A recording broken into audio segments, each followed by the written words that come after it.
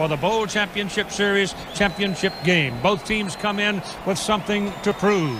Nebraska has been picked on, they feel, people criticizing in the wake of their loss to Colorado. They are up to here with it.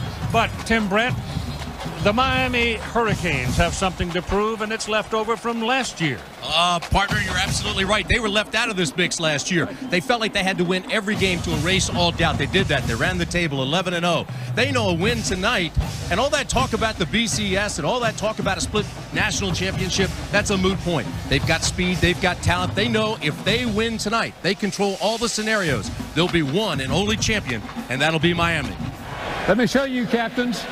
It's the 2002 National Championship Rose Bowl game coin. University of Miami logo on one side, University of Nebraska logo on the other side. We're going to ask Regis to flip the coin. Whichever logo comes up will win the toss. Okay? Regis, coin. You'll flip it, we'll let it hit the ground. Nebraska wins the toss. You want to defer? Nebraska wins the toss. They will defer to the second half. With the ball. Which end you want to kick from? All right, turn your back this way, please. We'll go this way, man. All right. Miami gets the football first. Let's do some X's and O's to start with the quarterbacks. Well, you've got to start with the quarterbacks, Keith, because they are, in fact, the headliners here. You've got the Heisman Trophy winner, the Maxwell Award winner. Both we know are very, very talented guys. Both are leaders, and both are winners. Something has to give tonight. Well, all the talk is about Nebraska's defense, and Miami's got the ball first. Well, that's the biggest question mark here tonight is the Nebraska defense that gave up 62 points against Colorado. So how do they stop Miami? Well, they're going to do some things that they haven't done all year. The undersized defensive line is going to move around. They're going to put 9 guys in the box, cheat the safeties up, and they're going to blitz Dorsey like crazy, try to put some pressure on him. Nobody's been able to do that. And then you've got Craver and Kroos, and those guys are going to be out on the corners, locked on, pressing man-to-man defense and pressuring the wide receivers. Nobody's been able to do that all year. An aggressive game plan. They're taking some chances. How successful it is will determine the national championship. All right, let's go to Todd Harris now with the Husker coach, Frank Solich. Thank you, Keith. Coach, one question for you. 41 days is a long layoff. What's the mood of the team? They're great spirits. They practiced and prepared very hard. They've got a great attitude. They're ready to play some great football. They've been waiting for this game for quite a while now. All right, good luck, Coach. Thanks a lot, Todd. Let's go over to Lynn Swann. Thank you very much, Todd. We know the adrenaline's running high, but you've got a starting fullback out, a linebacker out. Does that affect how you operate the team this evening? Man, it's not. We're going to run our offense. We're not going to change a lot. We have quality people there. They've played. Willis McGahee, Jared Payton. We'll be fine there. We just have to get our feet on the ground. We just don't have quite the experience that we have with Najee Davenport. Coach, thank you. Good luck tonight. All right, thanks, Lynn. Keith? All right, the first quarter scoring is quite a story about these two teams. Miami has outscored the opposition 95-20 in the first period, while Nebraska has only scored 3 points in the first quarter of the last 4 games. And Miami will have the ball. So we'll see what happens. This is a different season. This one is for the national championship of college football. Josh Brown will kick it off. Andre Johnson and Frank Gore are waiting for it. Johnson is number 5. Gore is number 32 for Miami. The game is on. 2 yards deep in the end zone. Johnson looking for the outside. Taken down at the 6-yard line on a diving tackle. The Huskers cover it well. Keith, what's interesting here is Nebraska, which wants to keep Dorsey and the offense off the field all night, deferred.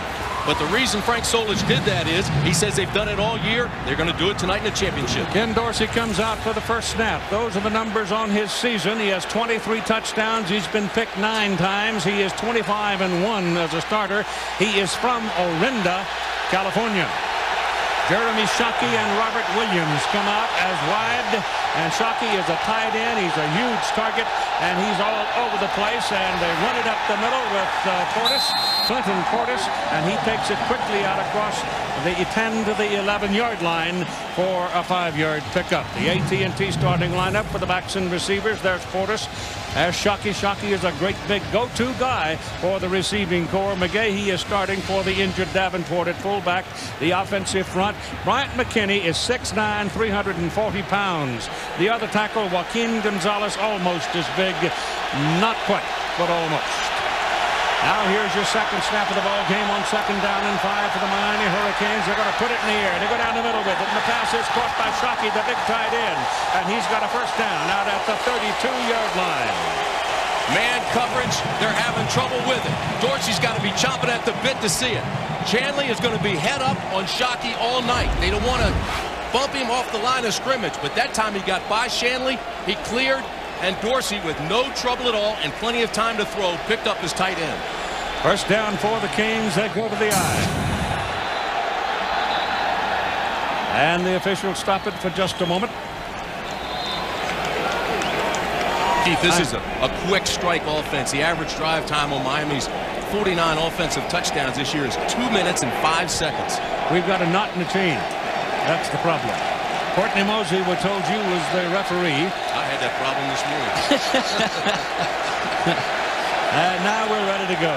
First down for the Canes out on the 32-yard line. Ball is given to Portis. Vaughn dragged the bounce to the outside. He's got very quick feet in traffic, but the Huskers cover him in a hurry. It's Willie Amos who got burned on the last play who makes the tackle on this one. Here's the Nebraska defense for you now. Chris Kelsey and Des Moines Adams. Adams is the rush in, and he's the guy that's got to run into McKinney first off. The two tackles inside need to put some heat on so these linebackers can get to them in a hurry. They're very quick. Shanley's got a big job tonight. The corners, Craver and Gross, well, they have a major job to do tonight against the swift Hurricane receivers. 2nd down and 10. Dorsey back, flings it over to the left side. The ball is thrown high, intended for Darrell Jones. It is incomplete. Keith, when you're in man coverage, you're going to win some, you're going to lose some. And that time, a lot of pressure on Dorsey, and also the man coverage. Everybody was covered. Great pursuit and coverage that time by Dewan Gross, who played him inside out and really had his back to the ball. And Dorsey has only been sacked 4 times in 318 pass attempts this season. That'll tell you something about that offensive front. That'll be one of the big tests tonight because Nebraska thinks they can get to him. That is Shockey, the big tight end, working in the backfield. And Dorsey getting some heat, gets his ball away, and it is out of bounds, incomplete. They've got to make him run. If they can make him run and get in his face, and they got in his face that time, it was Shanley and Slechta. Rather than taking guys head on, Craig Bohl, the defensive coordinator, said, hey, look, we were blown out and overpowered by Colorado. This is a better offensive line. So we're going to play them on the edge, and we're going to shoot those gaps. Slechta that time almost had Dorsey. Freddie Capshaw is in to do the punting. He's a 3-stepper. Ball is away. It's going to hang up there a little bit for Gross. Gross takes it. No fair catch. He's tackled after a 2-yard return. He'll put it on the 34-yard line. Is your computer running slowly?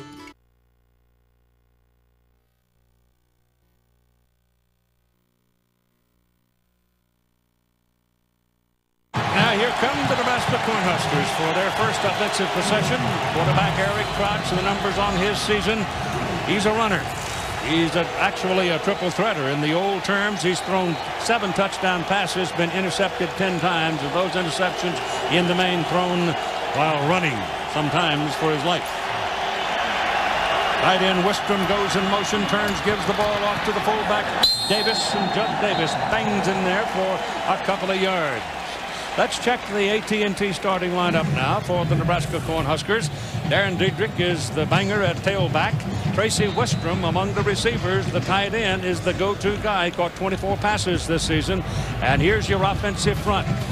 Tony Ufanoti is a 340-pounder. The Cornhuskers don't come in very small, but at 304-pound average, they were the smallest offensive line in the Big 12 this season.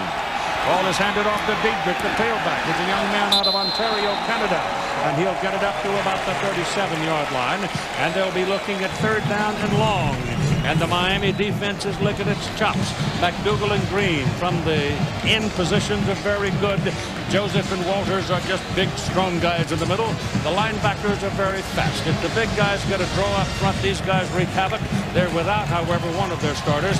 Philip Buchanan and Mike Lump for your corners. When you look for the football tonight on defense for Miami, you'll find number 20, Edward Reed. He's always around the ball. Crouch, quick drop, takes off up the middle, and quick recovery by Andrew Williams. Andre Williams stayed home, and suddenly there was a quarterback right in his sights, and he took him down. It'll be punting time, so both teams will have to punt on their first possession. It looked like Williams was spying him. It looked like they told him to stay there. Watch the middle on the draw. When Nebraska passes, they only go to 4 guys. 90% of their passes have gone to 4 guys, and they run crouch on the draw more times than not. So they had him stay in the middle. They had him spy him. No secret there. Took him down. Great defensive play by Miami. The best defense in the nation. Philip Buchanan is waiting for the punt from Kyle Larson. The kick is away, and it's a beauty. Runs him all the way back to the 9-yard line. Almost slipped and fell, but now he gets going upfield, and he found the hole. And he's across the 30.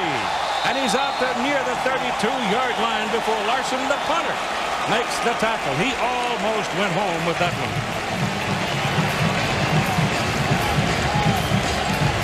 Let's take a look at the Blackhawk down game solutions. It'll tell you what to expect in the ball game. No turnovers in any football game, even it's Pop Warner, but it's magnified in a championship game. Miami's got to get everybody involved. They got to get the receivers. They're a 50-50 team. They've got to get Portis running the ball. They've got to be able to stop the option defensively. Nebraska, stop the run, pressure Dorsey, and they've got to have success offensively to keep Dorsey on the sidelines. Dorsey throwing a little swing to the outside, and it bounces off the arms of Clinton Portis, the tailback. That was a 55-yard punt a moment ago by Kyle Larson, but returned 23 yards by Buchanan. That's pretty good stuff.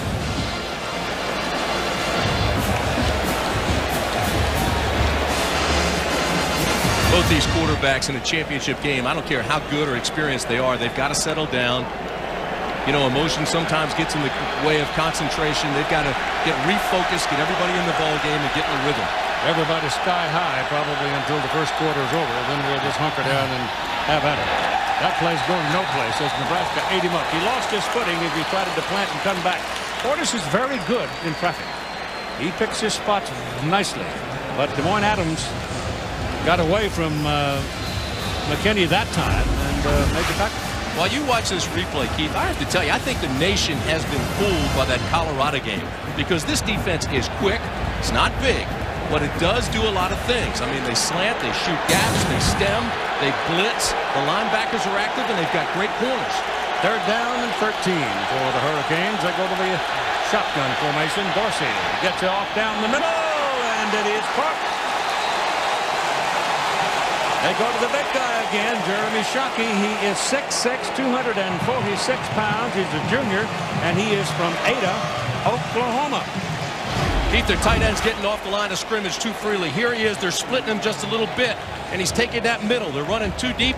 They're running man on the outside. He's got to be hit off that line of scrimmage, and then Booker, the safety, 14, has got to get over there quicker. He's looking for the hit, not looking for the ball. Had he broken quicker, he would have had an interception. For the first time tonight, Miami is on the Nebraska side of the field at the Husker 49-yard line. Dorsey has a lot of time and throws it down the middle, and the pass is incomplete. Shockey has been running loose. He has not been contested coming off the snap of the ball. No, and that's something that they told me they were going to hit him every single play and be head up on it. But we haven't seen that yet, and Shockey's had success. And I'll tell you something about Shockey. Down there in Miami's practice and watching him time after time, Keith, he's a wide receiver in a tight end's body. And they use him so effectively. They'll use him tight, they'll split him, they'll kind of flex him like we just saw, and they'll even put him wide. 2nd down and 10. This is Portis. And number 98 got a piece of him as he went by. Des Moines Adams is going to get his 3rd tackle in the ball game. You know, so far, Nebraska has been able to stop the run of Portis. And that's what they're trying to do with 9 in the box. And they feel like they'll eventually get an interception with their corners because they can do the man-to-man coverage. It's the safety that's going to give them a problem. And if they don't hit Shockey off the line of scrimmage, he'll pick them apart. 1st and 10 is brought to you tonight by Monster.com.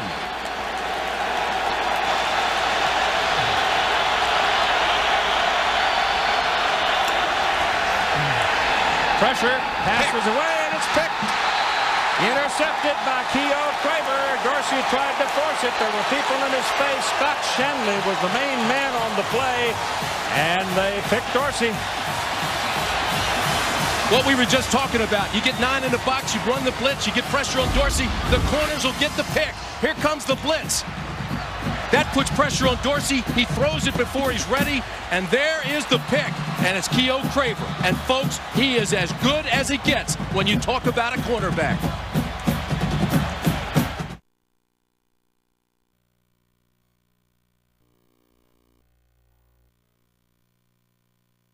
Okay, here we go with Nebraska's second possession at 8:59 to go in the first quarter after the interception of Dorsey. Interception by Craver. He had 3 during the course of the regular season. And they line up in the eye with Crouch turning, keeping, setting up to throw down the sidelines, and the pass is incomplete. He was looking for Thunder Collins coming out of the backfield. Collins is normally a tailback, but he's going to be a multi-role performer tonight. You know, we talked about almost 90% of Nebraska passes have been completed to just 4 guys. That's it. Thomas and Gibson, the wide receivers, Wistrom, the tight end, and Thunder Collins. So when you see one come in the ball game, there is that chance that they will be throwing. Collins is in the backfield right now at tailback, and he is from Los Angeles, Manual Arts High School, East LA JC. Down the line, he kept it turned inside the traffic and was taken down in a hurry. So it was very little on that play. 3rd and 10 for the Huskers, and they've got trips on this side. 3 wide on this side, 1 on the top. That's 4 wideouts, and out of the shotgun, pass is thrown down the middle, completed to Tracy Wistrom, the tight end.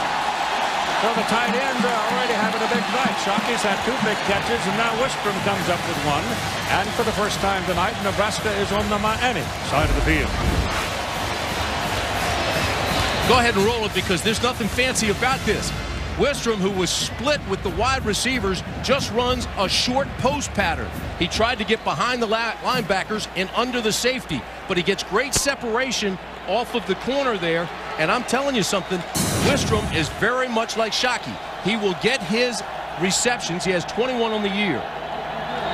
Crouch hands the ball away to Thunder Collins, and they just jump all over him. William Joseph, 282-pound junior out of Miami. A big tackle. It made the hit on him. 6'5", 282, and still growing. You know, Keith, these plays are scripted. Frank Solich is not shooting from the hip here. He's calculated, calling these plays off a chart. So whatever the down and distance, he has designed a play for it, for that situation. When he finds a scheme and a play that works, he's making a notation, and that script will then go, and boy, they'll start to hammer. It's 2nd down and 12.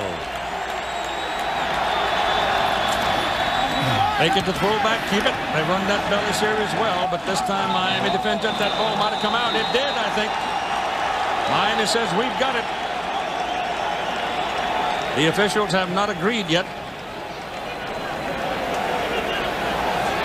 Well, now they do. Miami ball. So they each have a turnover. Yeah, but this one's a little bit bigger, Keith, because of the field position. They're now at midfield, inside Nebraska territory.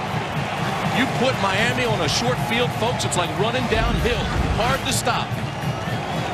D.J. Williams, I think, is the man that knocks it loose. It's hard to tell. It looked to me like it was out before that knee hit, though. McDougal comes out with the ball. It is a fumble, no matter. And it's 1st down Miami at the Nebraska 49-yard line. And immediately the Canes will try to strike deep as they go down the middle, and it is touchdown. Andre Johnson was all by himself. I think Craver fell down.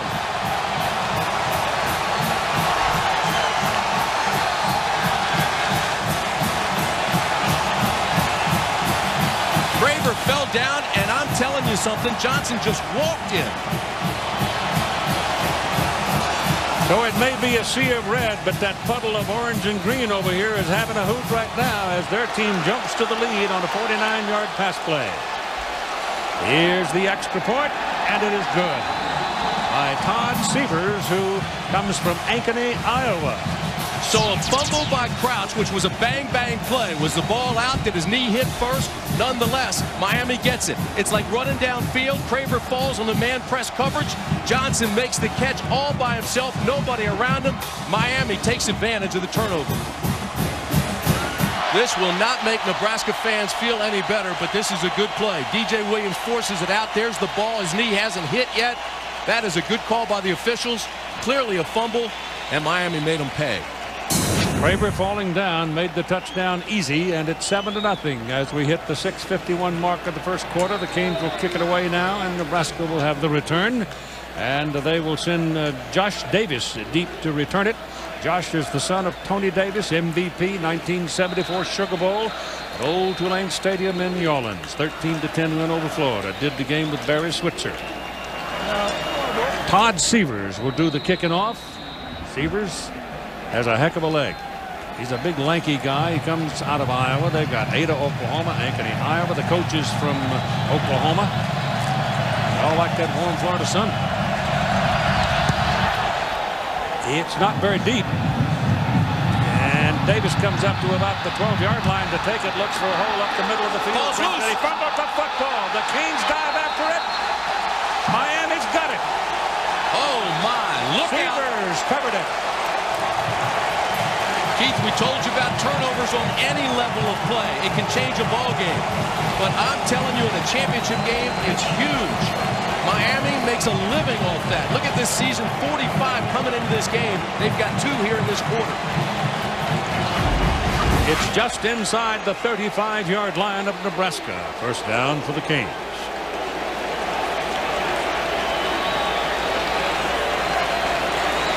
Kevin Beard has come on now as a wideout for Miami. Well, that was a heck of a lick by Fitzgerald. Single back, Portis. 4 wideouts. Going for the juggler again to the far side. The ball is incomplete.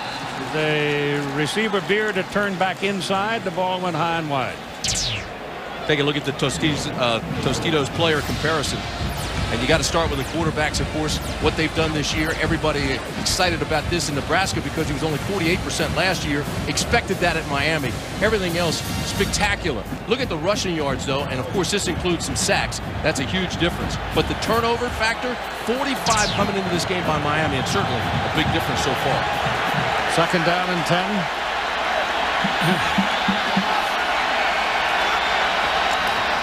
No pressure on him. Passes away in a hurry. Drills it into the chest of the receiver, Darrell Jones, and it's going to be down to about, penalty flag goes into the crowd. That'll be about the 27-yard line. You know, Keith, it looks like the defensive backs are starting to slip and slide down there. We had a helicopter trying to dry the field just before the game. We've had rain the last 2 days. Dead ball. Personal foul. Late hit on the offense. 15 yards. Third down. Penalties against Miami. Personal foul. Well, they aren't as damaging as turnovers, but it helps Nebraska.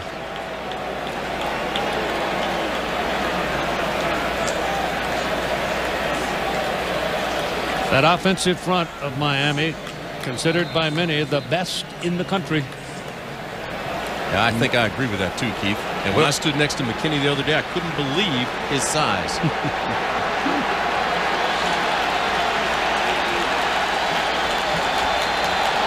In case you didn't hear the dimensions a while ago, it's 6'9", 340. Third down now and 18 for Miami. And here's a little shuffle pass to the fullback coming across. It's Kevin Beard, a flanker coming across. And there's very little room in the middle as the Huskers smelled it out and Burrow led the tackler. You know, against Colorado, the linebackers were overrunning the plays. I want you to watch Burrow this time. They are told don't overrun, watch the comeback lanes and get 3 or 4 guys around the ball. Look at this. Great play by Burrow, reads it all the way, slides down the line, looks for the cutback and makes the tackle. And so it is 4th and 15 and Capshaw is in to punt. Shanks it. Shanked it. Slides off to the right side and goes out of bounds up around the 15-yard line. They'll put it on the 14. Hi, I'm Joe Thigh.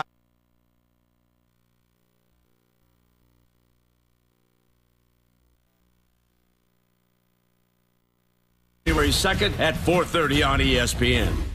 5:24 to go in the first quarter. Miami leading Nebraska 7-0 on a clear night in Pasadena, California at the Rose Bowl. Charles Schwab will make contributions to the scholarship funds of each of the universities represented in the Bowl Championship Series. All right, the Huskers come out. They have the football at their own 14-yard line, having dodged the bullet. And Darren Diedrich is back in there at the I-back, number 30. And here he comes. Over the left side, and penalty flag goes down. Keith, about a week and a half ago, I was sitting in Frank Solich's office in Lincoln, Nebraska, and he says, you know, we're going to pound them, we're going to pound them, we're going to pound them. We're going to be patient, and we hope we wear them down about the fourth quarter. So we're not surprised by what they're doing so far. Offside. Miami's offside. 5-yard penalty. Repeat, first down. It'll be first down and 5 now for Nebraska as the ball comes out to the 19-yard line.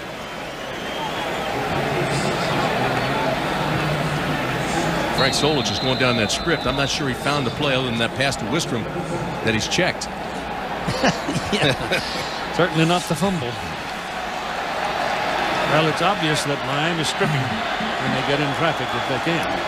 Crouch gives the ball away to the big back, and Diedrich battling, trying to get his first down, and he's going to come up a couple of yards short as James Lewis came up to jump on top of the stack and take him down. You know, Eric Crouch says that Darren Diedrich reminds him of Amon Green, who now plays for the Green Bay Packers and started for Nebraska's last national title team. You look at these numbers. Very, very effective runner. Had a terrific career there. Did not even play in the first game against TCU. He was out of that ball game, suspended for a personal reason by the coach. But very talented running back. But he's playing tonight with a strained calf muscle that he hurt in practice this past week. He's one of many youngsters who's coming down from Canada to play football. Here's the pitch off the option, and it goes to Diedrich, and he turns up the sidelines and goes into the crowd along with one of the officials who lost his footing and went sliding in there. Depending on the mark, though, that's going to be awfully close to that chain. It is a first down.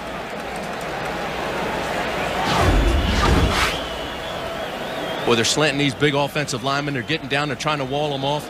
Go ahead and freeze right there and look at the lane he's looking at right here. See, that's what he's trying to get out on.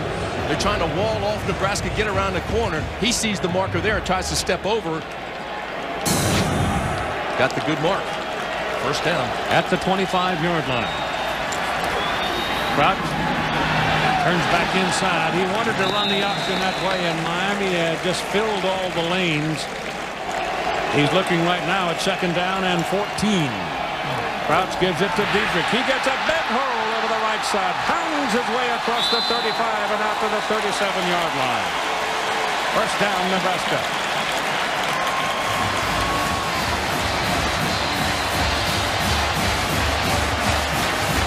Boy, this offensive line of Volk is 300 pounds, Finotti 340, Garrison's almost 300, Rutherford is. Look at the blocking, look at the hole, look at what he sees right here. I mean, it's wide open for him. Once he gets into the secondary, Diedrich's one of those guys that believes he can bull over linebackers and safeties and get that extra couple of yards, what we call YACs, yards after contact. First and 10 at the 37-yard line, 7-0 Miami lead, 3 minutes and 10 seconds to go in the first quarter, and it's kept by Crouch. Crouch is a burner. He's all the way down to the Miami 35-yard line. Edward Reed and Mike Rumpf the tackle.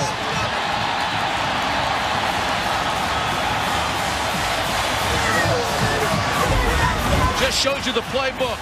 Wall them off. Kick them out.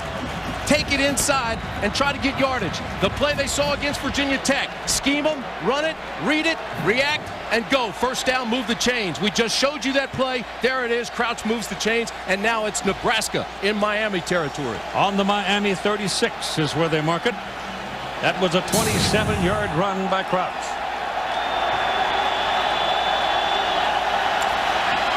Pitch it out to Diedrich. Wants to throw. Wants to throw it back. Now he's going to pull it down and try to make something out of nothing. And he does. As a matter of fact, instead of having a huge loss, he gets it back to about the 38-yard line. Was that similar to the play they ran against Oklahoma for the touchdown, where they put in Stunts, and Stunts number 16, who very rarely plays, but was a high school quarterback, threw the touchdown pass to Crouch. Yeah, he's back at quarterback now. He was a wide receiver then. That's right. And Diedrich, we saw him in practice in Lincoln, Nebraska, throwing this pass. They were trying to get it back to Crouch. Coming up on 2 minutes to go in the first period. Nebraska with its first threat of any size in the ball game tonight.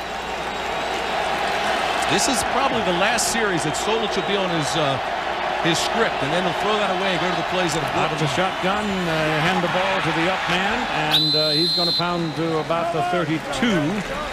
E.J. Williams makes the tackle on Darren Diedrich, and from way up in the night sky, the Goodyear Blimp Eagle has been providing these aerial pictures. The Goodyear Blimp providing its first aerial coverage for television in the 1964 Rose Bowl.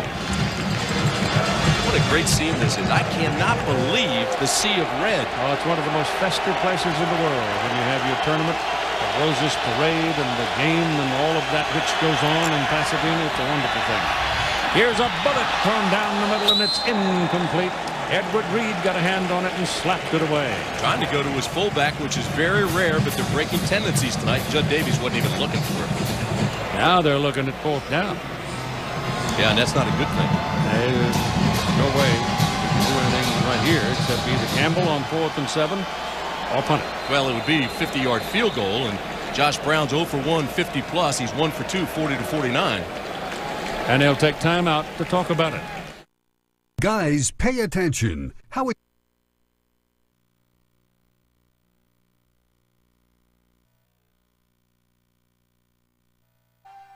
Unwrap big games on Christmas Day. Coverage of Heat Mavs begins at 2 Eastern.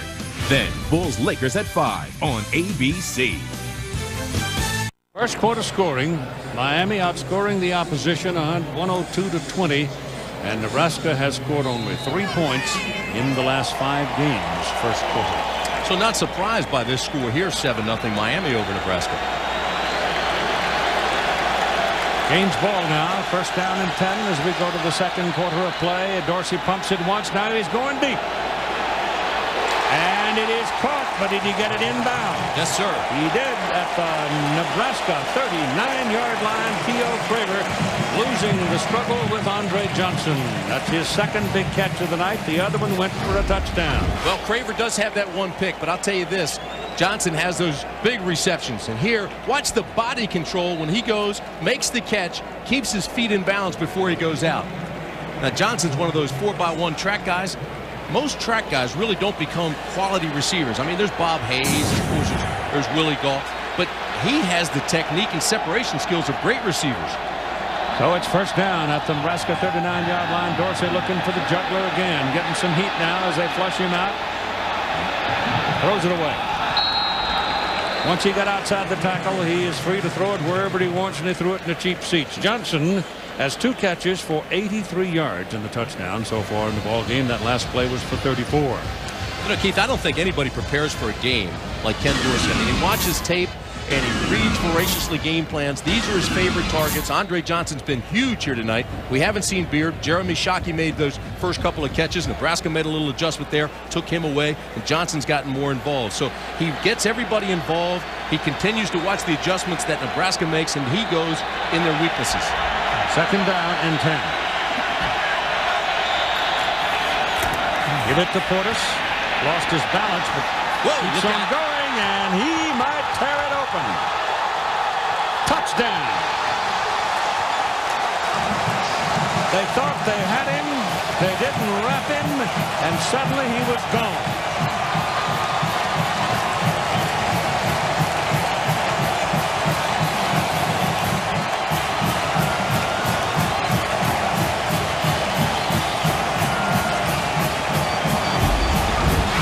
His stutter step this way is what makes it go. They almost had him in the backfield, but watch his first step. Boom. That takes the linebacker that way. There's the hole. Then they come back and overrun the play. He cuts back and scores. He sees it as quick as anybody, I think. Proven once again, this is one of the better running backs in this country this season. And this is a tough guy. And this is a quick strike offense. I mean, they get the ball, and right away they score. So the first touchdown was like 7 seconds, and this one was like a minute. Boy, they go after you after sudden change. You give them a turnover or you give them the ball in good field position, they make you pay. Todd Severs now will kick it away for Miami, and Josh Davis, who fumbled the last time, is waiting for it, standing back near his goal line. Josh.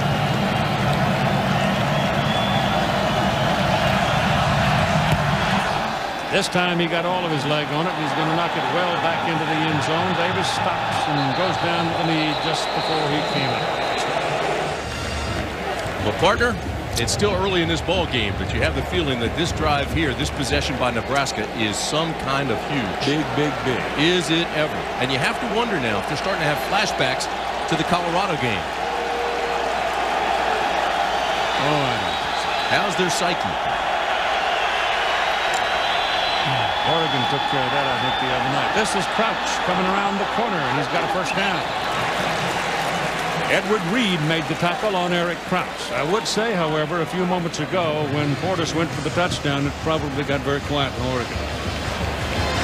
Because all the Ducks and their faithful have to be rooting for Nebraska in this game. The obvious point being that Oregon might be in position to claim a share of a national championship.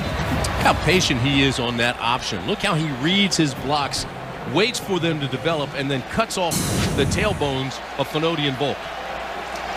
So move the football out to the 33-yard line, close to the 34. And Crouch will come this way, stand up, look to throw, and pull it down.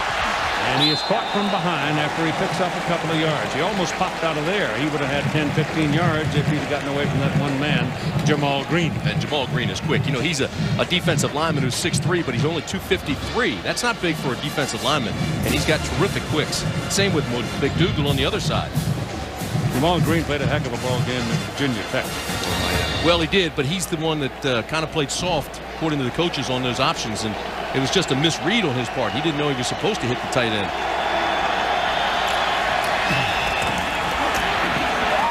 Bang it in the middle. It'll be third down and long now for the Nebraska Cornhuskers. 1st and 10 brought to you tonight by Computer Associates. Just have the feeling that Miami's ready to open up the floodgates unless Nebraska can get something going here. Well, they got to keep the Miami offense on the bench as long as they can. Everybody talks about that Nebraska option. Nebraska has 5 different options for this game, but they don't just run the regular ride-read option everybody talks about. Most plays are designed for Crouch. They're on 3rd and 7 right now. The ball is whipped downfield. Intercepted. Went right through the hands of the receiver. And it's touchdown Miami, James Lewis.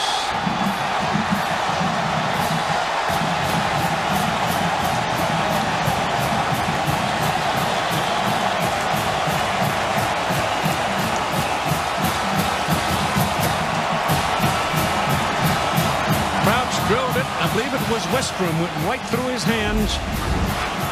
It was Wistrom, and he was open, and the pass was there. He's open. There's the ball. Goes through his hands. There's the pick. And the floodgates are now open. Seaver's kick is good. And you've got 12:52 to play, and Nebraska's killing itself. Turnovers, and Miami is cashing them in. They lead 21-0.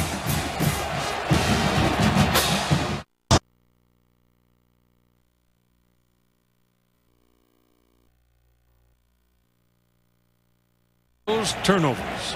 Isn't that the truth? 3 turnovers tonight by Nebraska. And keep in mind, Miami led the nation with 27 interceptions. That's 28. They came into the game with 45 takeaways. And, of course, the 2 fumbles and the pick tonight. 14 points scored off 3 Nebraska turnovers. Everybody was questioning the Nebraska defense. That seems to be playing pretty well. It's the turnovers that have killed them. 21-0 with 12:52 to go in the first half. Ball fell off the tee, so they've got to rejack it. And Davis waits for it in the end zone.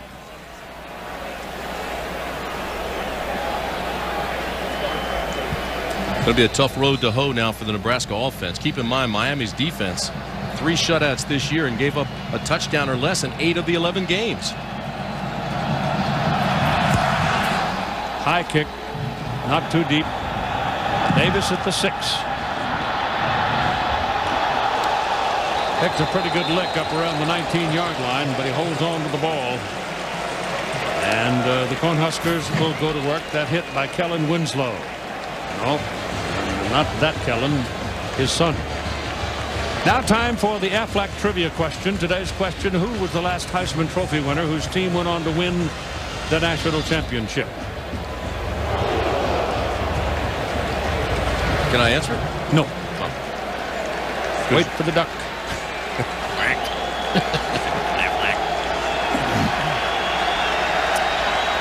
Officially the 20.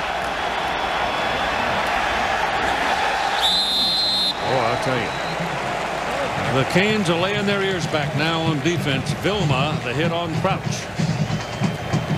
Well, everybody talks about the high-scoring offense, and it is, but I think Miami's defense is the strength of the team. I mean, it's just the way they play and the speed with which they play it. Keep in mind, the last 2 first rounds, I mean, they just continue to run after the ball. They make the turnovers, force the turnovers. They get 8 and 9 guys around the football. On 2nd and 11, here's an option to the left side. Pitch it back to Diedrich. Oh, there's nothing there. There's 5 white shirts over there. 5. Green and Rump leading the group. Keith, just by its scheme alone, Nebraska's offense is not one of those come-from-behind offenses. Now, obviously, with the history that they've had, they don't come from behind very often because they lead, but they've never overcome a 10-point deficit under Frank Solich. And here they're down 21.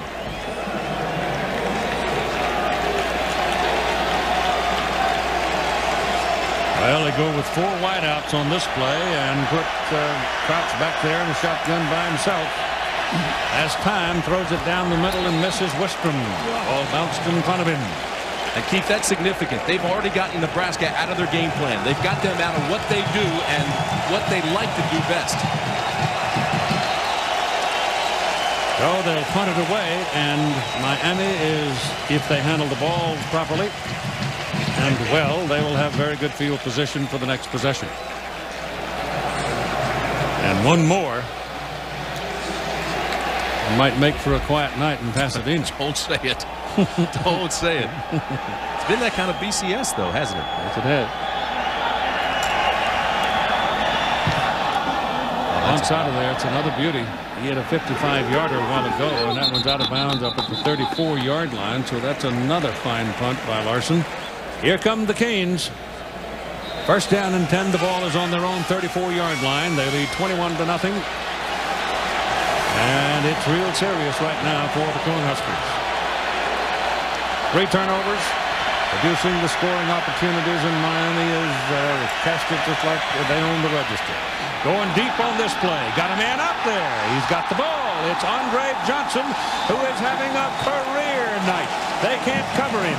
The ball is inside the 30-yard line, out at the 21 is where they put it down. Willie Amos and Deion Booker were trying to cover him, but they just couldn't run with it. Right now it's just speed. 4-3 speed by Johnson. He just runs by the safety Amos, and Dorsey's putting the ball up there with a lot of air so he can just run under it. But there's no question right now the difference in this ball game is pure speed, and Miami has it. Frank Gore checks in at the tailback position for the Canes. At the Nebraska 21-yard line, Dorsey back, looking to the end zone. It's touchdown, Shockey. Wow. They're making it look easy. Shockey came out of the backfield that time.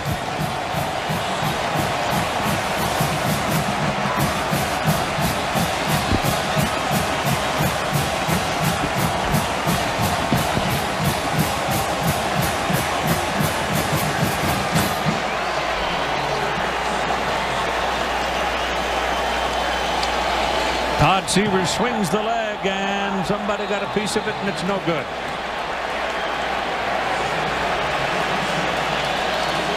Told you that they moved Shockey around. They flex him. They put him at tight end. This time they've got him at fullback. He's just going to come out here in the flats and then just come back this way.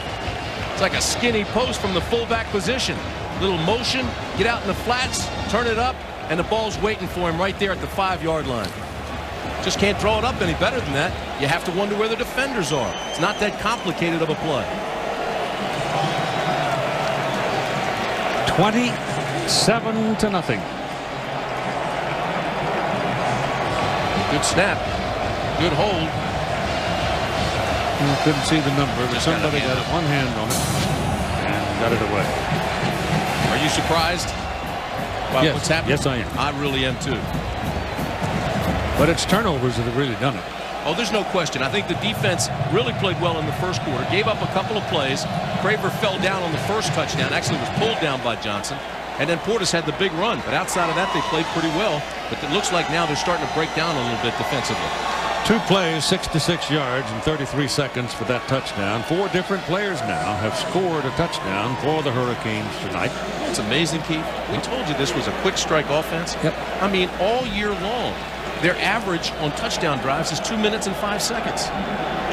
Sudden change, they call it. You get a turnover, boom, sudden change, make it pay. High kick coming down at the 2-yard line to Josh Davis. Oh, he had no chance. I mean, they were down there like rockets. Kellen Winslow again. Wow. Earlier we asked you the Aflac trivia question, who was the last Heisman Trophy winner whose team went on to win the national championship, and the answer is Charles Woodson.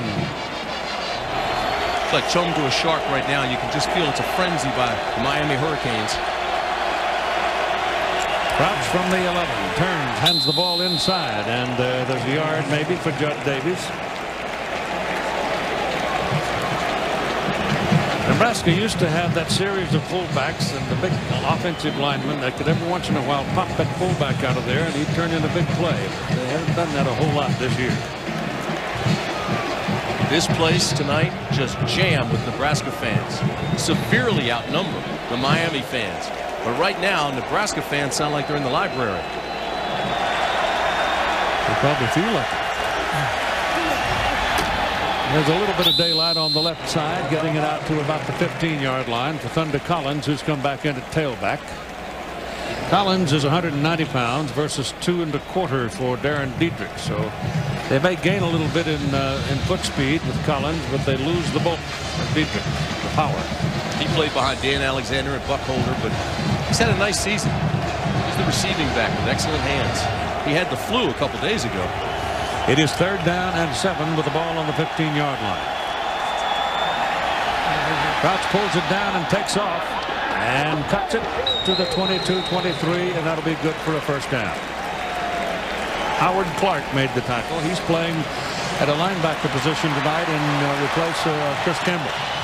Keith, I think right now it is critical that the Cornhuskers don't panic. They stay with their game plan. They start to bang away, continue to bang away at Miami. Defensively, of course, they've got to stop them. There's no question about that. But they've got to start forcing some turnovers of their own to get back in this game. But Crouch and his offense just have to continue the game plan because it's too early to panic, even though they're down 27-0. I was laughing with Larry Coker the other day. What we got here is nothing more than Oklahoma, Nebraska, because Larry comes from Okima, Oklahoma. Here's Crouch just sandwiched. Coming from the blind side, it was Howard Clark. DJ Williams had him occupied, and Clark just nailed it. Well, DJ Williams slid out of his linebacker spot to the end of the line and came around from behind and just drilled Eric Crouch. Crouch never saw him coming. Now he's coming from the backside, and when Crouch goes back to him, there's 17 to tattoo him. Boy, just flat out stoned him. But Crouch is very durable. 14-yard line now. And 2nd down and 20. Look out. It's just Crouch almost breaking into the open. But he gets up close to the 30-yard line before Edward Reed finds him and brings him down. Volk gave him a good block, and you're right, Keith. He almost broke it, but again, it's the speed of Reed chasing him down. Watch 58. Volk get a pretty good block. Then the kick out block. He picks it up, and look at Reed, 20, just chasing down. Reed's about as good as anybody I've seen in that secondary, that free safety spot this year. Leads the nation with 9 picks. 3rd down and 5. Crouch taken down behind the line of scrimmage, back around the 26-yard line. And Nebraska's going to have to punt it away. That is the 8th tackle for a loss. Crouch is feeling it, and he's slow getting up.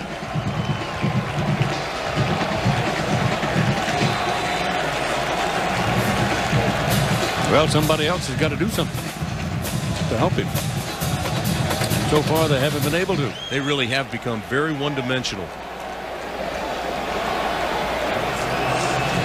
Kyle Larson punting has 55, 19, and 46. 3 kicks tonight.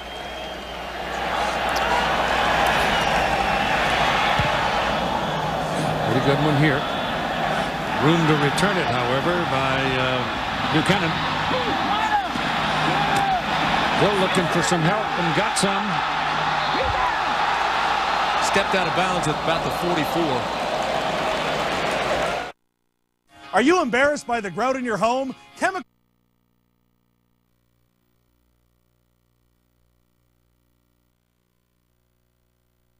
As Governor Bush, Governor of Florida. Clinton Portis is back in there at tailback right now for the Canes. They lead it by a score of 27-0 with 6 minutes and 39 seconds to go in the first half. Dorsey, little quick pop to the sidelines, thrown behind the intended receiver, Andrew Johnson. I mean, if you got the kind of night that Andre Johnson is having, you might as well just keep throwing it to him till somebody stops it. Yeah, I agree with that. Right now, their speed is just devastating that defense. You know, we're talking about McKinney, the offensive lineman, everything, Bryant McKinney, and you look at this, he's got an 18 shoe, wingspan 92 inches. That's 8 feet. Vertical leap of 32 inches, 40-yard dash, 5 flat, and he bench presses the world. I don't know who I'd take, Shaq or McKinney. Ball coming to the left side, and once again, there is yardage after contact with Portis. He turned it back in and picked up 2 yards when he really shouldn't have had any, but Jamie Burrow couldn't knock him off his feet. You know, partner, I had to laugh so hard when you were shaking hands with McKinney the other day. You couldn't even see your hand. Up to my elbow. Look at those things. Quiet, gentle man. He sure is. Thank goodness. What a talent. When's the last time you saw an offensive lineman get 26 Heisman votes? Third down and 7.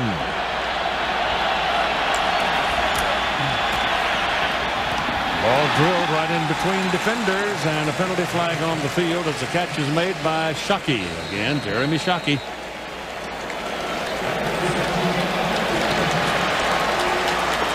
Of course, Nebraska will take every one of those breaks they can get, holding or personal fouls, because right now, without question, Cornhuskers are on their heels defensively.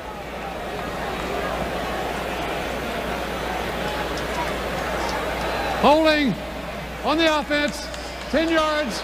Previous spot, repeat, third down. So that backs the Canes up 10, and here's Todd Harris.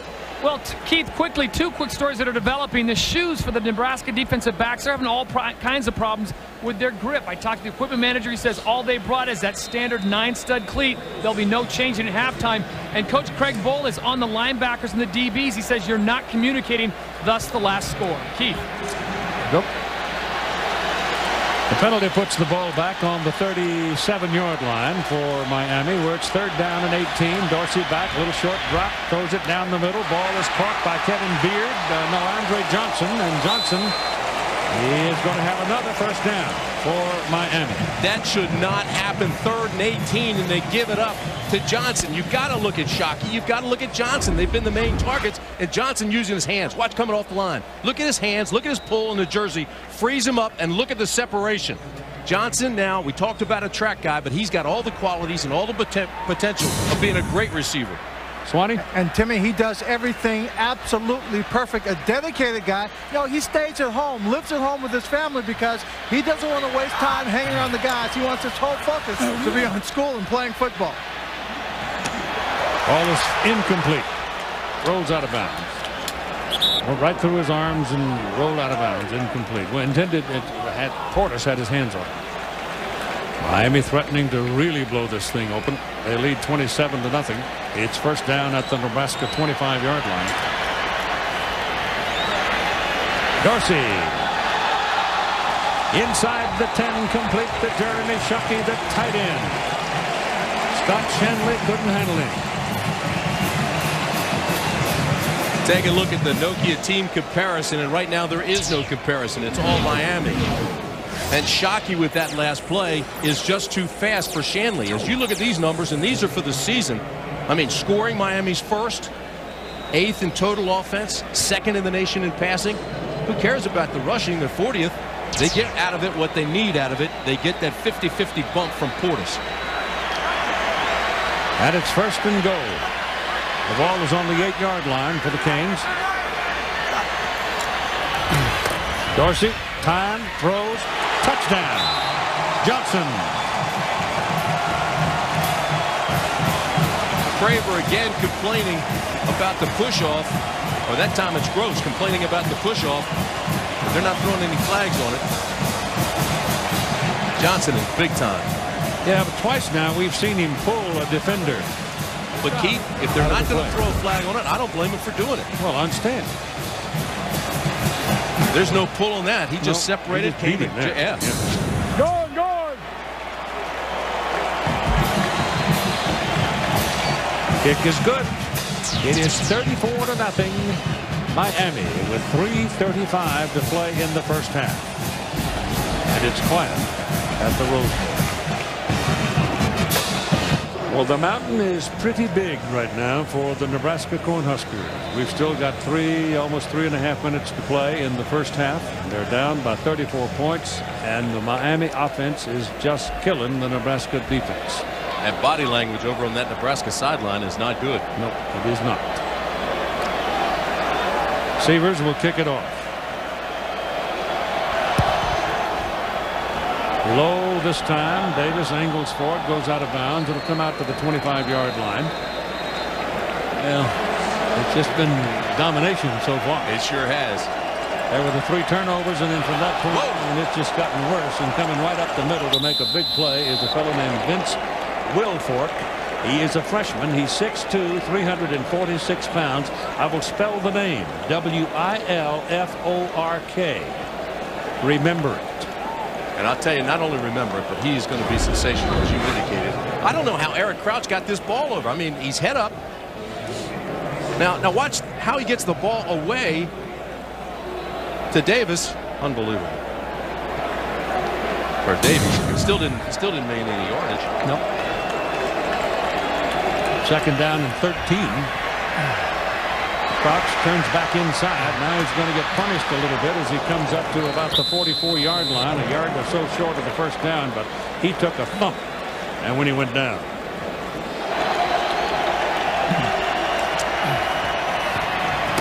Ball is handed over to the left side to Thunder Collins, and Collins will get the first down. And they move the chains up to about midfield. Keith, everybody knows Eric Crouch is Nebraska's all-time offensive leader, and he's really, really tough. But tonight, somebody has to get involved. They've got to find a corner turner and a cornerback smashing I-back to take some of the heat off of Crouch. He cannot do it by himself. And this offense is designed for an I-back with power and a fullback who can block. Well, you're not going to do it against this defense, I guarantee you. No, they're out quicking them, they're out toughing them.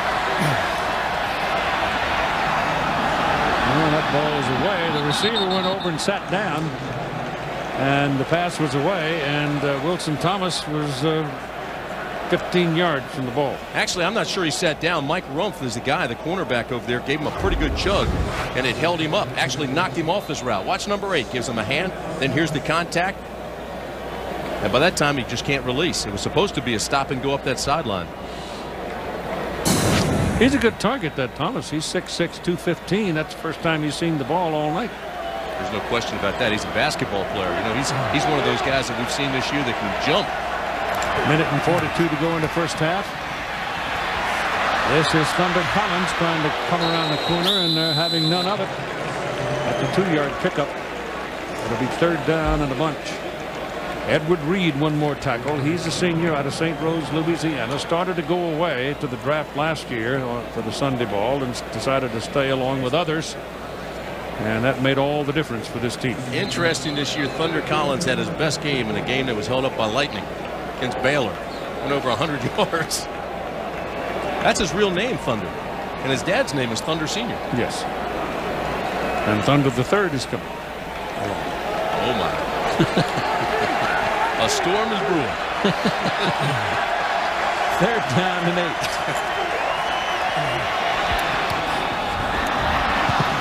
Let him do it. Pass was caught by Wilson Thomas, and he's held short of the first down by 3 yards. And it'll bring up fourth down. 40 seconds to go. The Huskers might as well go for it here. Clock is running at 35. They got one more play coming. And they're not going to do it. Well, maybe they are. Crouch is staying in the game. Yeah, you've got to, Keith. 25 seconds. You're down 34-0. You certainly don't want to give it back to them, but they can't do much with it if they do. 15 seconds. Little flip outside, and That does not get the first down, and so Miami will get the ball with 7 seconds remaining on the clock, and they've got time to put one in the air and see what happens.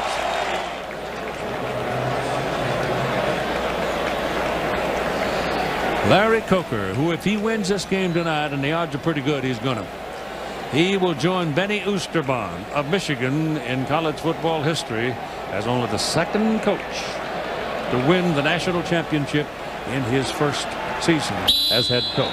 They take a knee and head for the clubhouse, leaving the ball spinning on the ground, leading by a score of 34-0. The Miami Hurricanes dominating.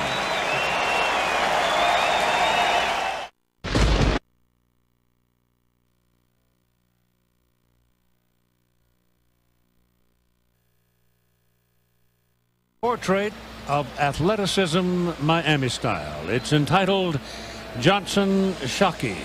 Shockey Johnson. Keith, when this game started, we talked about the cornerbacks. They challenged and were beaten. That's been the story of this ball game, as you see reflected there in the numbers. It's been utter domination by the Miami Hurricanes. Yeah, and not surprising, it came through the passing yard again. We talked about Craver. We talked about Gross. They played up on the line of scrimmage. They were unable to match the speed of Miami. The 3 turnovers, huge. 14 points off those turnovers, obviously, and that's made a huge difference as well. The tackles for a loss, an impressive number there, Tim. Well, and that's exactly right. And again, it's speed. Miami kicking off to Nebraska to start the second half of play, leading 34-0. Here's the return by Josh Davis. Finds a hole. And brings it out across the 40-yard line, and a penalty flag follows it. So there could have been a grab at a face mask there, as Davis almost popped out of there with it.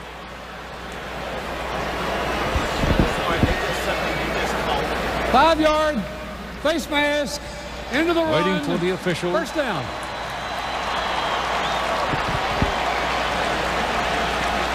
So Nebraska is going to start this second half of play in pretty good field position, but is the mountain too high or the hole too deep? Well, you would think so, since they've never been able to overcome a 10-point deficit under Frank Solich, but they're never in this position. It's very rare. They were against Colorado, but not this bad.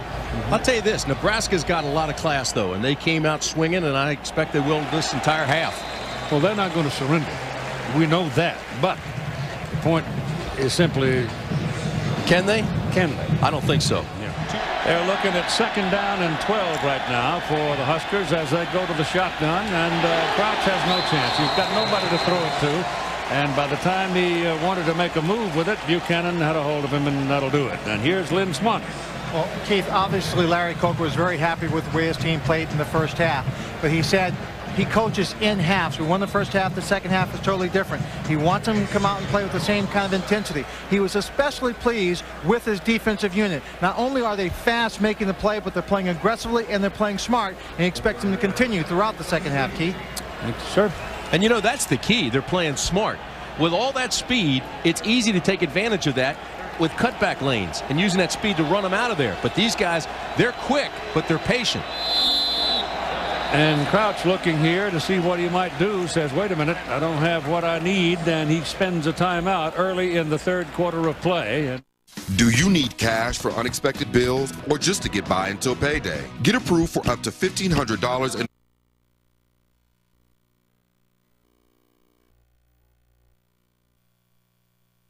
and they pitch it out to Diedrich. Diedrich cannot turn the corner. They have not really turned the corner on Miami all night long with that pitch play. Vilma tracked him down and made the tackle.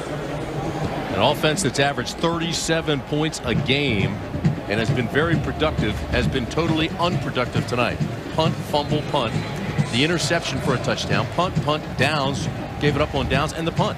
I mean, they really have not been able to generate any offense whatsoever against this defense of Miami's. John Gibson, senior from Papillion, Nebraska, wide out. He has not seen the ball at all tonight. They throw this one down the middle, short, going to the tight end, Wistrom, and he'll have a catch out at the 41-yard line. That's a yard short of the first down. Gibson, on the other hand, was running a fly and was starting to separate. But By then the ball was gone to the middle. Keith, you think this is not impressive? 12 tackles for loss, 2 sacks, and no points. Wow. I'll tell you how much Nebraska passes when Tracy Wisdom, the tight end, is the all-time receiving yards leader at Nebraska. That tells you something. It does. 3rd and 1. And Diedrich slashing ahead. And he's on the 44 for a first down. And here's Swann. Okay, talking about the Miami defense, the defensive coordinator Randy Shannon is your architect, and he went back and asked a few friends, got a little bit of information on the option, but keep in mind he also has a defensive secondary coach by the name of Mark Stoops, and I'm sure he called a few other people in Oklahoma and got the lowdown on the option. What he wanted to do today was penetrate, get upfield, and force Eric Crouch to belly to destroy the relationship on the pitch. And I say they have destroyed the relationship. I would indeed say so. Flags all over the place because you had encroachment by the Miami defensive lineman. It would either be that or somebody moved on the other side, but it looked to me like they had encroached. Of course, his brothers, Mike and Bob Stoops, were here last year with the national championship. Offsides against the Canes. I don't mean in the Rose Bowl, but the national championship game. 1st and 5 after the offside. Crouch searching down the line, got a first down. There he gets it down to about the 43. How about that, Keith? That's the old I formation. Tom Nugent invented that. They come out with a full I, want a little bit of option, fake the belly, and Crouch picks up the first. Boom, there's your read. Pull it out, follow your blocker, and get the first. Nicely done there. Heard Mike Bellotti say they should have run more option, and I agree with him. They got away from their game plan a little bit early, and they really had some success out there with Crouch. Steve Krewall threw a nice block that time on the 45 for the Huskers. Here's another flag. 6 minutes remaining in the 3rd quarter. Miami is absolutely in control of the ball game, but the Huskers now are trying to pull themselves together and move the ball down the field. It'll be the first Nebraska penalty of the night. First down. It has been a strange bowl championship series. Point differential 22.7 in all the games. Just blowouts. Poor Maryland Terrapins last night. Ralph Friedgen's done a marvelous job, but there was no question in the difference of speed in that game. I think it's fun, though, that 2 of the most dramatic coaching persona of the season, Friedgen and Coker, are both in their 50s. I kind of enjoy that. I agree with you, and quality guys. Well, Larry Coker was hired from inside. Carl Selmer was the only other Miami coach I know of that was hired from within the ranks of the coaching staff when the change was made at the top. And he lasted a couple of years. But Larry Coker was the man that kept this ship sailing the seas. I will tell you this. Had they gone outside for a head coach when Butch left, they wouldn't be here tonight. I agree. They would have to get used to a brand new system, a brand new coach, and they wouldn't have just kept that flow that they had, and now they're ready to win 22 straight. 2nd down and 13, and this is Diedrich breaking it big. He's down to about the 16-yard line. James Lewis took his legs away. For the first time, that looked like Nebraska. Offensive line did a nice job. Diedrich followed his blocking. The hole opened up, and he exploded. 6 feet, 225 pounds, good balance. Tough body, soft hands. He's a quality back, but he's been too quiet tonight. So it's first down. Ball at the 27-yard line. Miami was offside that time, but no flag on it. That defensive end came across so fast.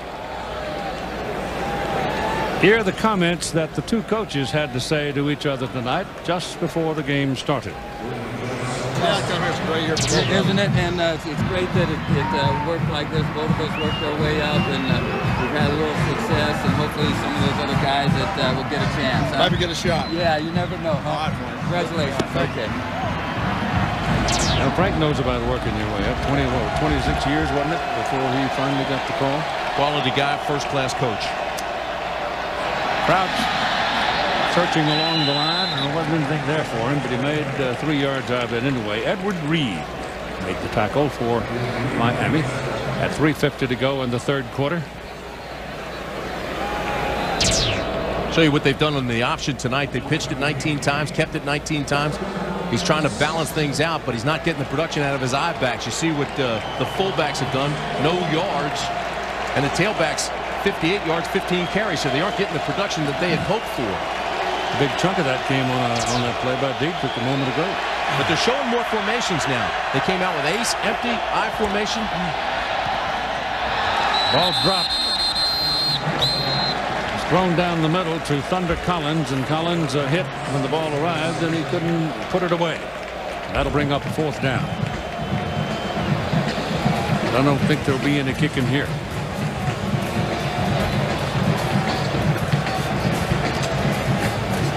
You know, I think we ought to give some credit to Miami scout teamer, the wide receiver Roscoe Parrish. He played Eric Crouch's quarterback and gave him a pretty good picture. Attention collectors, truck enthusiasts, and Ford fans. Here's an automotive first.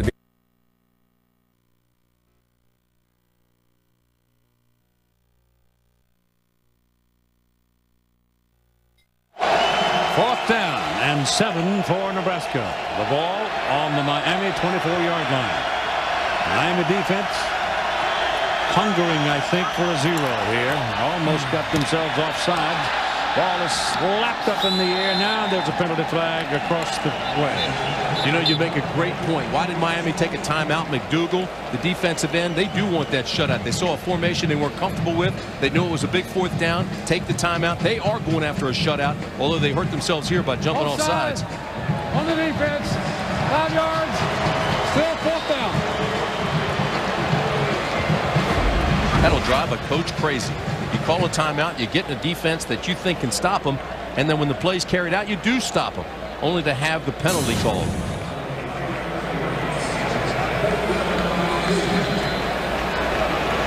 It now becomes 4th down and 2.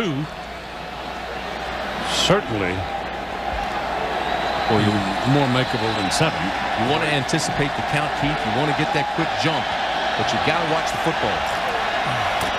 Crouch kept it. He's going to have his 1st down. He bellied it with the up guy and then ran right in behind him, and he picks up the 1st down near the 16-yard line of Miami. You had those 3 fullbacks lined up there, Davies, Krewall, and Kessel.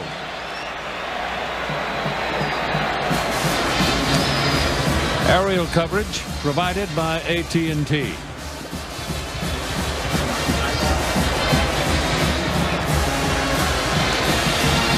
First real threat by Nebraska. Haven't been down in the red zone tonight.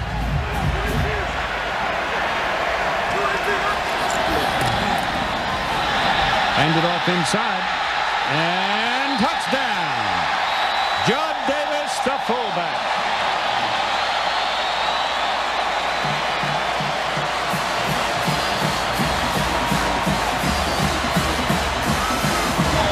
So at 2 minutes and 39 seconds of the 3rd quarter, Nebraska gets on the scoreboard. What a fake by Crouch. Linebackers thought Crouch was going to have it. They went to the outside. They gave it inside to Davies. Bingo. He's a big, strong guy, 250 pounds as a fullback. He's going. And the kick is good. So it's now 34-7, Miami in command still, but at least the Cornhuskers have scored. Women love men that are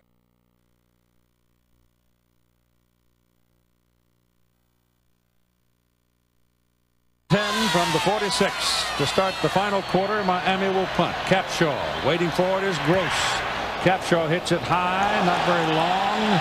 There's a penalty flag on the field. The ball takes a Miami bounce, is going to roll down to about the 12-yard line and roll dead. Let's see about the flag.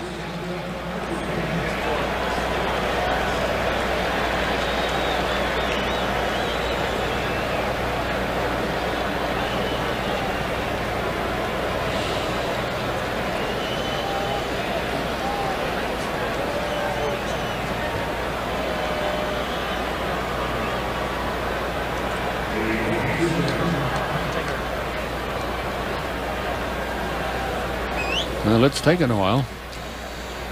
But it looks to me like it's going to be a penalty of holding against Miami or some kind of penalty against the Hurricanes. And Nebraska, of course, having no chance to return the punt, wants them to do it again. Holding on the kicking team, 10 yards, previous spot. So that'll back them up, son, and that gets a little bit of a response from all the folks wearing the red shirts here tonight. Most of them have stayed. I mean, they've traveled far. They're Nebraska football fans do not leave early. And the Nebraska players starting to bounce around a little bit. Their body language before was terrible, but now they're starting to get excited here. Much better punt. A lot of more air under it, but it's returnable. And it is Gross. Oh, he's still got room, and down the sidelines he goes. No flags behind him. It's touchdown.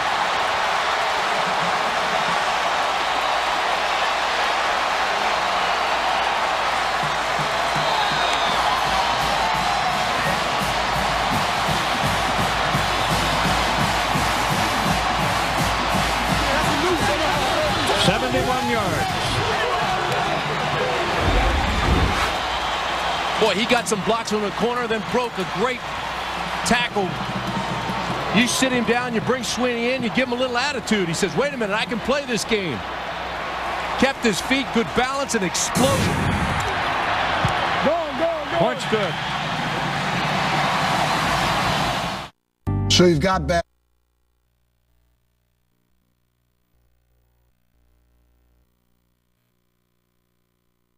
Downs. Told you in the Bowl Championship Series, the passers have been dominant, and speed has won every one of those games. The ball rests right now on the 22-yard line of Nebraska. It is 2nd down and 6 for the Miami Hurricanes, and time remaining in the game is 10-4.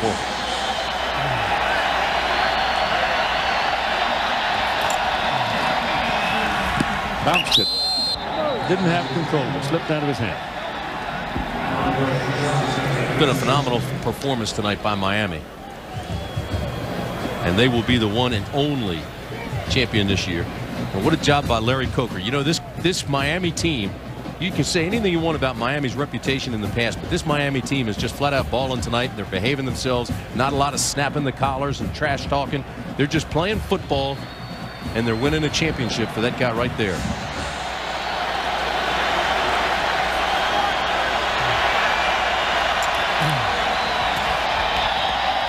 Ball thrown quickly, caught quickly, and hit quickly. Keo Craver pounding Kevin Beard.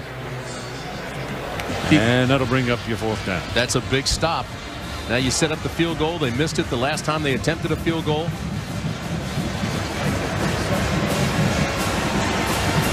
Well, this one's not all that big. No, 37 yards. You got a big leg. And he's 5 for 6 from this range. Plenty of distance, and he got it. Back inside the Rose Bowl, Tim Brandt and Keith Jackson with you. And folks, everybody knows college football and Keith Jackson are synonymous. Wait a minute. He's a legend, a luminary, a Hall of Famer. And folks, let me tell you, I've got the greatest job in the world sitting next to him. And I want to tell you that Keith Jackson will be back again next year, 2002, to do college football on ABC. And partner, I am thrilled. Me too. You're the greatest. Glad to live long enough to do it one more time. We'll get you all squared away, get you back in this booth. Oh, look at this. Another big return, Josh Davis. So Tony jumping up and down. I'll bet you over that one, as Josh fumbled the first one, but he's turned in 2 fine runs since that time. You know, when they start talking about legends, that just means you're not very far from becoming an ancestor. You know that. And I know there's not a whole lot to celebrate after retirement. There's only one more big event. You ain't ready for that, partner.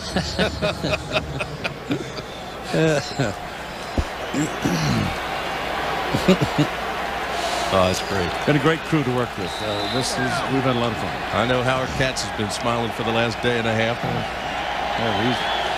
He's as good as I want to know. That's a penalty flag. That's illegal motion. Illegal motion. Moving again. Well, they're tired now.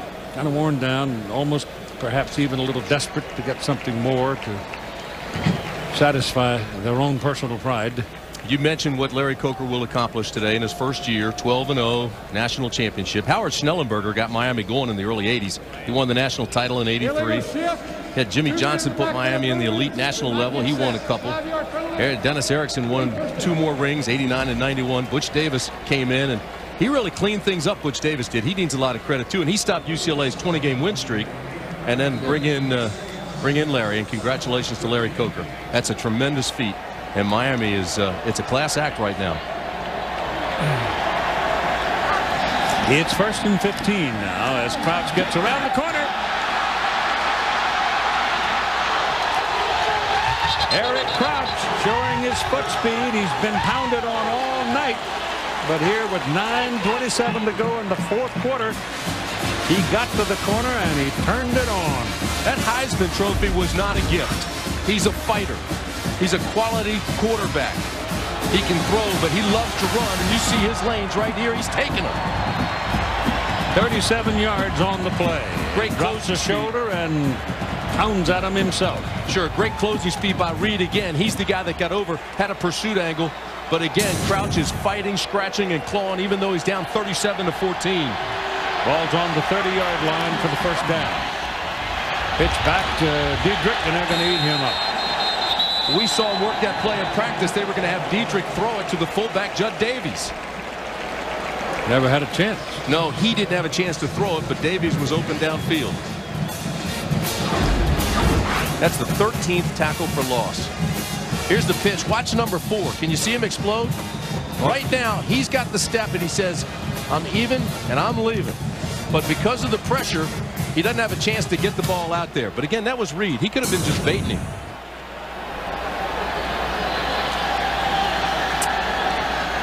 That's a big loss. 9 yards. 2nd down and 19.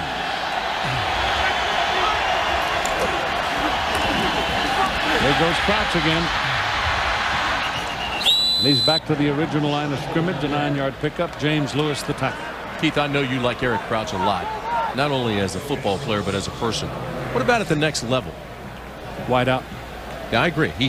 They want to keep him on offense because he knows the game so well offensively. Well, he's got plenty of speed. He reminds me a little bit of Ed McCaffrey. He's not quite as big as Ed, but he's got enough speed. He may even be a little faster than McCaffrey. And he's so athletic. And we saw Drew Bennett, the quarterback from UCLA. He's doing great down at Tennessee as a wide receiver. It is now 3rd down and 11, and there's trouble. Penalty flags on the play. Eric stopped. It's almost as if he knew Miami had jumped and he stopped. 5-yard penalty. Repeat 3rd down.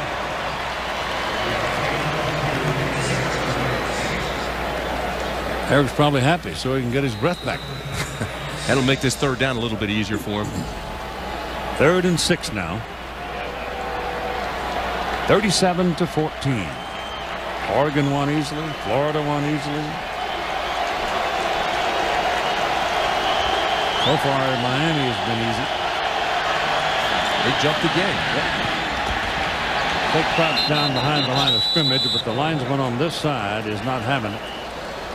And I don't know that the flag came from the other side, but the man over here threw it. Looked like Miami jumped again, so the clock is not moving very much, and they're gaining yardage.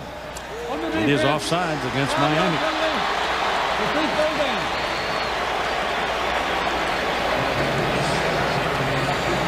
Crouch now looking a little gimpy. Well, he didn't get as much help tonight as I think Nebraska had anticipated. Darren Diekert has that pulled calf muscle.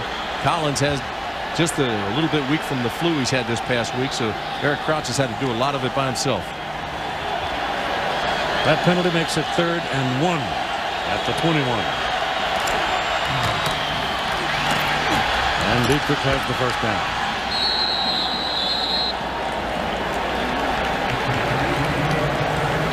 You know who's been a tough guy in that on that defensive side of the ball for Miami tonight? Is that Mike Rumpf.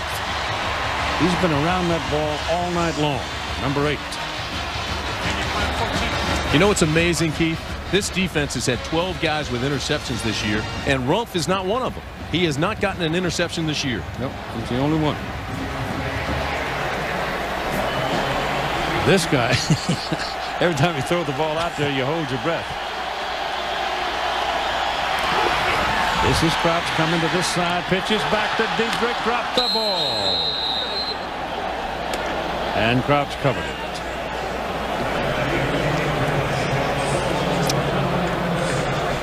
Talk about Rumpf and his ability.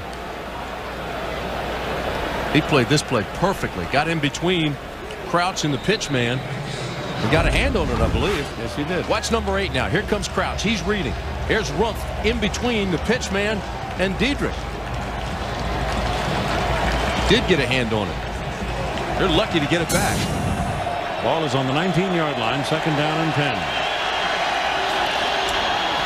Crouch, he's going to keep it. And number 51, Jonathan Vilma, the linebacker, tracked him down. He's quick. Vilma, sophomore out of Coral Gables.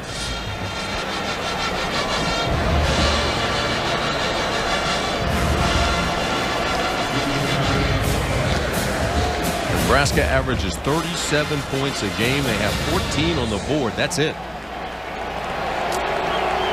And their other score was on a punt return, so the defense has only allowed 7.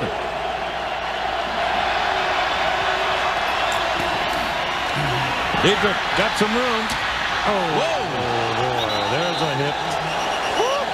Vilma, number 51. There is the leading tackler on this defense. Folks, if you have a tape, a film, where you want to show how to tackle, this is it. Take him inside out, read him, tuck your tail, sky your eyes, and boom! Put him on his back. Perfect. Hat to hat. All your power comes through your legs when you're tackling, and explode through those legs, and he did. 4th and 6. Thunder Collins is the deep back. Are you embarrassed by the grout in your home? Chemicals and scrub.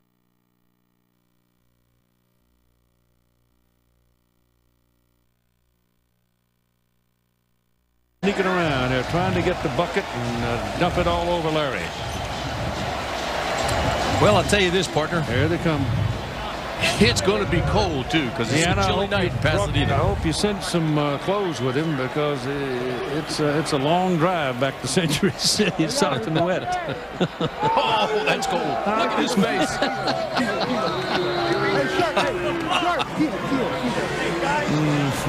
Guarantee you it will take your breath away. Those kids really like this man. They really do. There's nothing not to like about him. Well, that's right. Run a little reverse action and get something out of it. Oh, the ball comes out.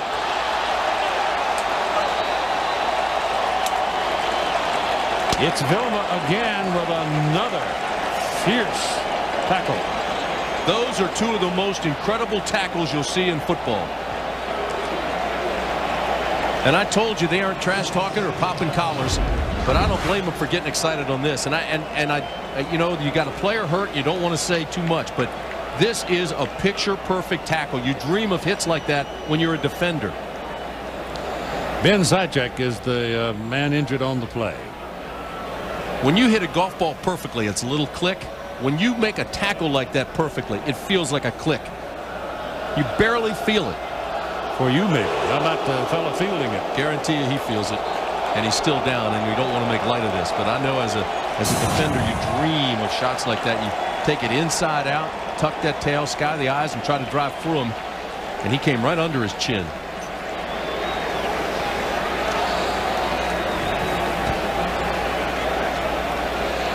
Another man that I enjoyed seeing on this trip was Turner Gill. Turner is now in his 10th season as the quarterback coach at Nebraska. He was the quarterback in 81, 82, 83 when they had that 31-30 game when Tom Osborne went to 2 to win and didn't get Miami. Wound up winning it 31-30. Turner went off, played 2 years in the CFL, played some minor league baseball, and then in 1990 he came on the staff as a graduate assistant. Quality guy there, too. He'll be a head coach. Oh, I think so. But the stability of the coaching staff at Nebraska has been part of their history. George Darlington is now in his 29th. He's a senior man, but Milt Tenopir, Milt's got 28 years. Don Young's at 19, Ron Brown 15, and Craig Bold's been their 7th defensive coordinator, and Turner 10 years. But Penn State and Nebraska were remarkable for so many years because their coaches just never left. They just stayed there.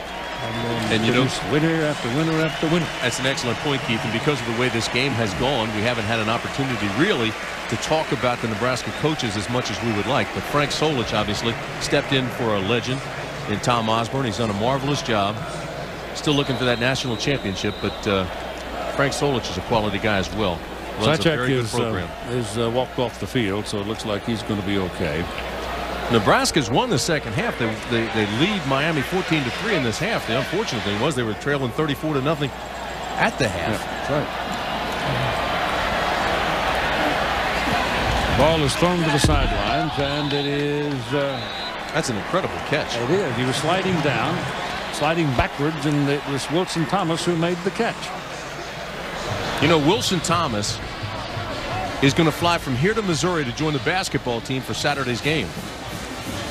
Well, the basketball program at Miami is rolling right along. Barry Clark won his 14th consecutive game last night, beating Georgetown, so everything's rolling downhill at Miami right now. Barry Clark's from my neighborhood. While we're watching the final moments of the ball game, and we are looking at 38 seconds, I want to give you the names of the people involved in this telecast tonight. Executive producer of ABC Sports is Howard Katz. Director of Productions, Bob Toms. Coordinating producer is Bob Goodrich. Goods is here tonight. Producer for us this entire season has been Mark Loomis. Our director, Patrick McManus. Our technical director, John Zippe. Associate producer, Derek Bubley and Fred King. Associate director, Jeff Kibler. Assistant to the producer, Ross Malloy, Kirk Thomas, Dave Fowler, Tom Wicks. Computer stats, Anthony Holman, Matt Jenkins. Our spotter for the season, Kelly Hayes. Our statistician forever, Mark Ametto. Our production manager, Joe Alvarado and Megan Murray. Our technical manager, Dennis Zabo, Phil Palante. And they're wonderful people to work with. That's all I can say to you. They're about as good as I have ever known. There is not a better crew in television, and I would think that's part of the reason that you want to come back next year is to be with this group. They're great. You're right. Ken Dorsey. Quite a night. Bigger night for that man. The only reason it's bigger for that man, he's 53 years old, and he's waited his opportunity. He got it, and he made the most of it. Partner, it's been a great year, and again, my privilege to sit next to you. You are the greatest. Well, I appreciate it, Timmy. Certainly, we've, 28 years or something like that we've been doing this. Joined at the hip. Todd Harris, of course, who's patrolled the sidelines for us in the good and the bad weather and the highs and the lows of the season. And Todd, you be careful running around the world now and doing all those exotic programs that you're involved in. Just behave yourself.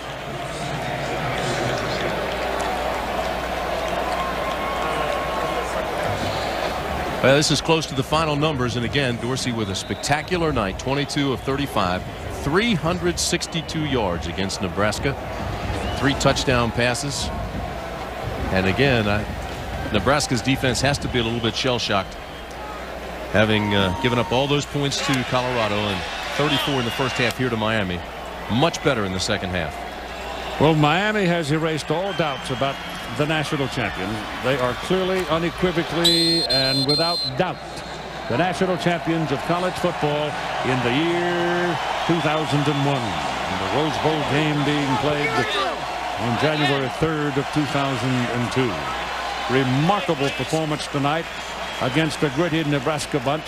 We salute the people of Nebraska, the thousands of them who came, and the 25,000 who came from Miami. Because they said the Canes don't travel people. Well, that's not so. They do. And who wouldn't travel to watch a football team of that quality play? Eric Crouch is now finished as a collegian. He won the Heisman Trophy, the highest award that I guess you can give to a college football player. He played his heart out tonight. Yes, he did. Didn't have a whole lot of help, to be blunt about it. And now Ken Dorsey, with time about gone at 15 seconds showing on the clock, looking to the sidelines and saying, what do you want me to do? And what we want you to do is snap the ball. And end it. Please, Ken, end it. He's got to have some people out there. There's only got 6 men on the field. And he said, help. He'll snap it if they'll give him somebody to keep him. Well, everybody started killed. celebrating, and he didn't have enough guys. I still don't think he has 11. Well, I don't think he does either. But he's probably got enough to survive it. Well, here comes somebody else. You want those big uglies out there. You leave those little skinny wideouts on the sidelines. Give me those big guys. Big old Ed Wilkins was over here celebrating.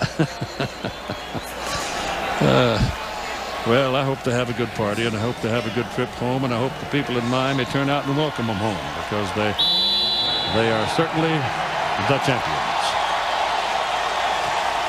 2 great programs, 1 champion. The Miami Hurricanes. And so it is.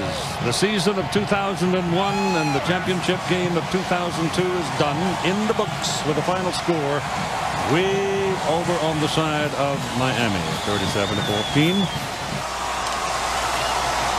Well, this was a festive night. I mean, from the get-go, with the F-16 fighters flying overhead and the national anthem and the game itself. Just wish it had been a better game. Now let's join Todd Harris on the field. Thank you, Keith. Well, he's a class act. Coach, thanks for taking time to spend with us. First of all, your team, you got in such a big hole so early, it was just hard to come back. Well, we played a great football team in Miami, and they were on top of their game. And then we helped them with turnovers in the first half. And you're right, we got in such a big hole. It was very difficult. Really proud of our kids in the second half, the way they battled back. But Miami's a great football team and certainly deserving of having the kind of year that they've had, undefeated and ranked at the top of the polls. All right, Coach. Congratulations. Thank you. And now we would like to have the president of the Tournament of Roses make the presentation of the Rose Bowl trophy. The president is Ron Oakham. Ron? Larry, congratulations to you.